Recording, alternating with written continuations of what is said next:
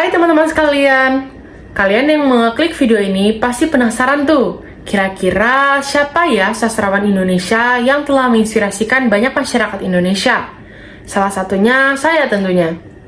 Nah, pada hari ini saya akan mengajak kalian untuk membahas mengenai sastrawan Indonesia terbesar yang dimiliki oleh bangsa kita, yaitu Pramoedya Ananta Toer. Sebelum kita menyelami lebih dalam tentang sosok beliau, saya akan menampilkan terlebih dahulu hasil infografis yang telah saya buat. Infografis ini merangkum secara visual mengenai data-data penting dari Pramoedya Ananta Toer. Seperti yang tertera di infografis, Pramoedya Ananta Toer adalah seorang sastrawan, pemikir, dan pejuang hak asasi manusia melalui pena. Lahir di Blora pada tahun 1925. Kehidupan beliau adalah cerminan dari pasang surut sejarah Indonesia, mulai dari masa penjajahan, kemerdekaan, hingga era Orde Baru.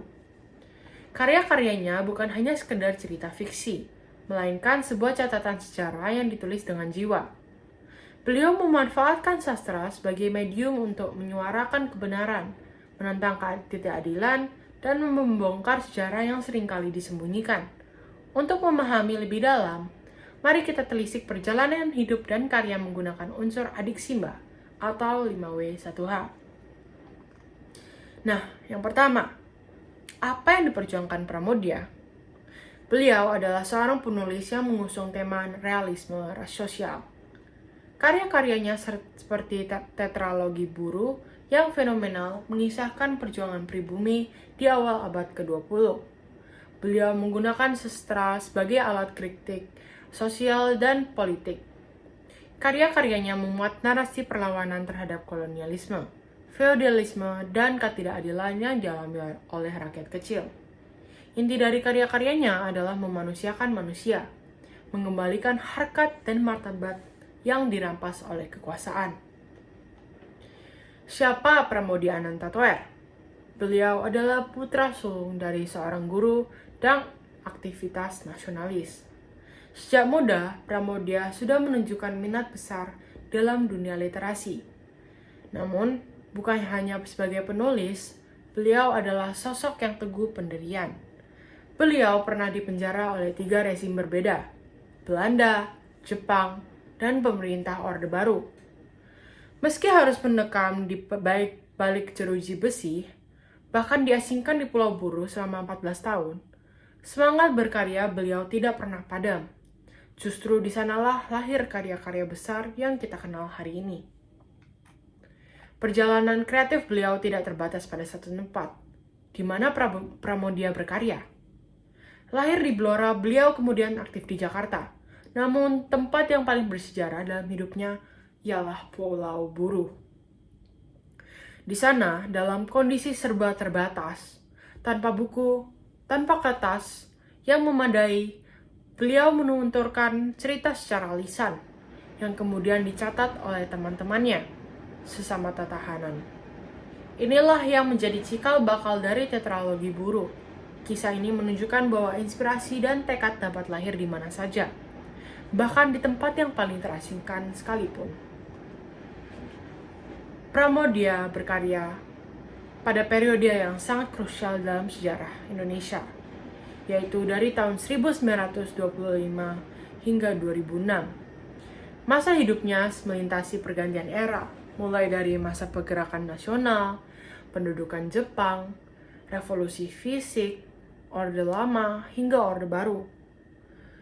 Pengalaman hidupnya yang berinteraksi langsung dengan berbagai peristiwa besar, inilah yang menjadi sumber inspirasi tak terbatas bagi setiap karyanya. Mengapa Pramoedya menulis? Alasan dari banyak ini, motif beliau sangat kuat dan mendalam. Beliau menulis bukan hanya untuk hiburan, tetapi untuk sebuah tujuan yang lebih besar, yaitu menentang lupa. Pramoedya percaya bahwa bangsa yang melupakan sejarahnya akan terus melakukan kesalahan yang sama. Oleh karena itu, melalui novel-novelnya, beliau berusaha merekam dan memamparkan sisi gelap sejarah yang seringkali diabaikan. Beliau juga ingin memberikan suara kepada mereka yang tertindas dan kisah hidupnya tidak pernah tercatat dalam buku-buku sejarah resmi. Pramoedya memiliki gaya penulisan yang khas, yaitu realisme sosial. Dalam bukunya, tulisannya lugas, detail, dan penuh dengan karakter yang kuat, serta dialog yang hidup. Pramoedya melakukan riset mendalam untuk setiap karyanya. Meskipun riset itu ia lakukan hanya dari ingatan. Ia tidak sekedar bercerita, tetapi membangun sebuah dunia yang otentik dan penuh dengan nilai-nilai kemanusiaan.